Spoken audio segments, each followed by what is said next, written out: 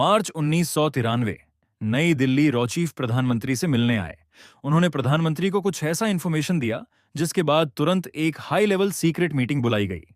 सुरक्षा से जुड़े सिर्फ 4 सबसे अहम लोग एक तरफ थे, भारत के प्रधानमंत्री पीवी नरसिम्हा राव, दूसरी तरफ रॉचीफ जैस बेदी, विदेश मंत्री दिनेश सिंह और IB chief MK Narayan. Diplomatic बात करने में काफी महीने लग जाएंगे। तब तक तो आईएसआई उन्हें वहां से आसानी से निकाल कर ले जाएगी।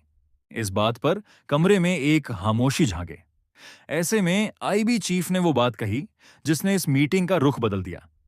डिप्लोमेसी में समय बर्बाद नहीं कर सकते, हमें तुरंत एक सीक्रेट कोवर्ट ऑपरेशन लॉन्च करना होगा, वरना ये आतंकी हमेशा के लिए बच जाएंगे। मीटिंग के कमरे में मौजूद हर एक इंसान को अच्छे से पता था कि मामला बहुत ही ज्यादा नाजुक है।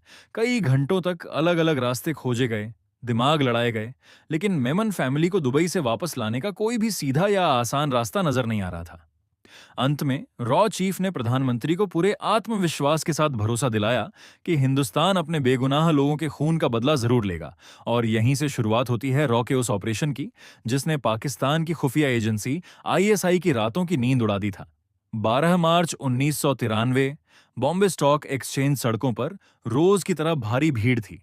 लोग अपने दफ्तरों की तरह भाग रहे थे, लेकिन तभी एक ऐसा धमाका हुआ जिसने पूरे देश को हिलाकर रख दिया। पहले धमाके के बाद किसी को कुछ समझ नहीं आया।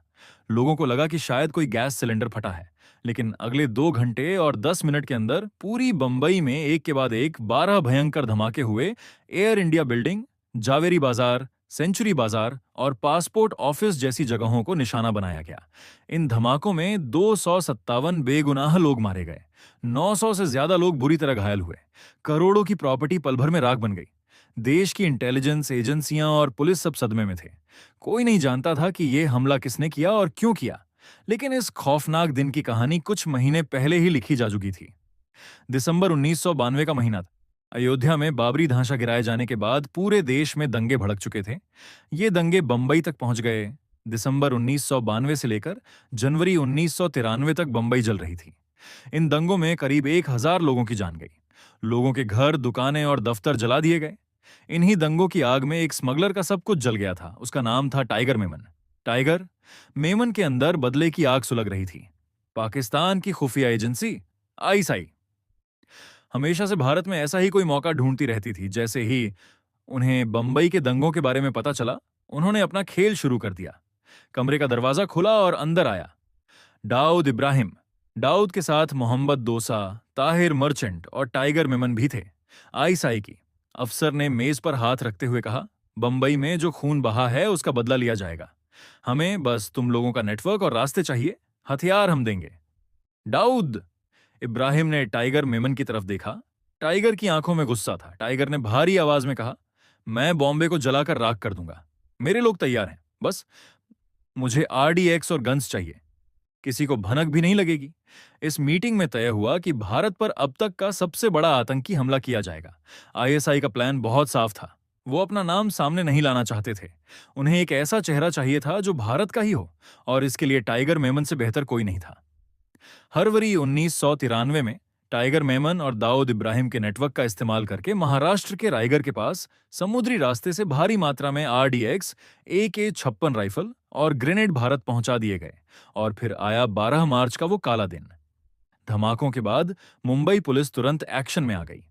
मुख्यमंत्री शरद पवार ने उस समय के सबसे तेज पुलिस अफसर राकेश मारिया को जांच का जिम्मा सौंपा। राकेश मारिया और उनकी टीम ने सबसे पहले यह देखा कि धमाके कहां हुए हैं।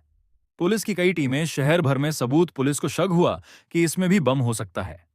बॉम्ब स्क्वाड को बुलाया गया। जब बहुत सावधानी से वैन का दरवाजा खोला गया तो पुलिस के होश उड़ गया। वैन के अंदर कोई बम नहीं था, बल्कि साथ AK-56 राइफल और कई सारे ग्रेनेड भरे पड़े था। पुलिस ने तुरंत उस वैन के नंबर की जांच की। आरटीओ से जो जानकारी मिली उसने जांच की दिशा ही बदल दी। वो वैन रुबीना मेमन के नाम पर रजिस्टर थी। रुबीना मेमन टाइगर मेमन की भाभी थी। उससे समय पुलिस की एक और टीम को दादर इलाके में एक लावारिस स्कूटर मिला। उसका भी नंबर चेक किया गया। वो स्कूटर याकूब मेमन के नाम पर था। याकूब मेमन टाइगर मेमन का छोटा भाई था। दोनों गाड़ियों से एक ही पता निकलकर सामने आया, Al Hussaini building, Mahim police station के पास। राकेश मारिया की टीम पूरी ताकत के साथ उस बिल्डिंग में पहुंची। जब पुलिस की टीम छठी मंजिल पर मेमन परिवार के फ्लैट पर पहुंची। फ्लैट बहुत आलीशान था, लेकिन अंदर का नजारा डरावना था। अलग अलग कमरों में आरडीएक्स भरा हुआ रखा था। बिल्डिंग के कंपाउंड की जब तलाशी ली गई तो वहां से गत्ते के 27 बड़े डिब्बे मिले। एक अफसर ने डिब्बे को ध्यान से देखा और हैरान रह गया। उस डिब्बे पर साफ अक्षरों में लिखा था पैकेजेस लिमिटेड, लाहौर, और उसके ठीक नीचे लिखा था noble private limited, Islamabad.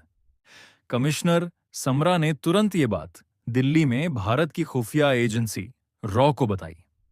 Raw ने तुरंत पाकिस्तान में मौजूद अपने एजेंट्स को एक्टिव किया।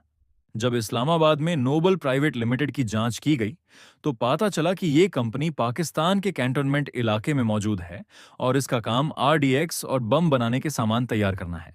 अब कोई शक नहीं था, देश के सबसे बड़े दुश्मन ने हमारे घर में घुसकर वार किया था और इस वार में उनके मददगार थे हमारे ही देश के नागरिक, मेमन परिवार। ये परिवार कोई मामूली परिवार नहीं था।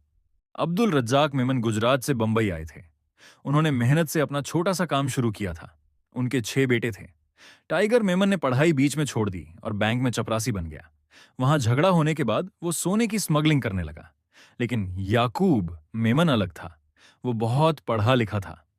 उसने सीए की पढ़ाई पूरी की थी। उससे एक अवार्ड भी मिला था। लेकिन जब उसने देखा कि उसका भाई स्मगलिंग से बेहिसाब पैसा कमा रहा है तो वो भी उस दलदल में उतर गया। इधर जांच आगे बढ़ी तो पुलिस को पता चला कि धमाकों से ठीक 2 दिन पहले 10 मार्च की रात को मेमन परिवार का हर एक सदस्य बंबई एयरपोर्ट से दुबई के लिए उड़ान भर चुका था। फिर आईएसआई उन्हें 17 मार्च को चुपचाप दुबई से पाकिस्तान के कराची शहर लेकर आए। वहां उन्हें कराची के ही एक आलीशान बंगले में रखा गया। आईएसआई ने पूरे परिवार को नए नाम और नए पासपोर्ट बनाकर दे दिए। 1 साल बीत चुका था।